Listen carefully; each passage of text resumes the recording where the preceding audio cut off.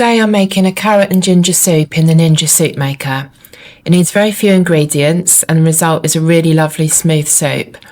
I've used about 600 grams of carrots, but you could use more or less depending on how thick you like your soup. I found this had a medium consistency. So there's no need to peel the carrots unless you really want to.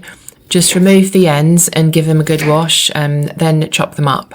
Next, the onion gets quartered before being added to the jug, along with 2 garlic cloves and around 30 to 40 grams of peeled fresh ginger. Pop the lid on and then after you've switched it on, press the chop button. It will run for 12 seconds before beeping to let you know that it's finished. Remove the lid and then add the chopped carrots and some stock. I'm using this stock powder, but you could use a stock cube or a pot, or you could use your own homemade stock.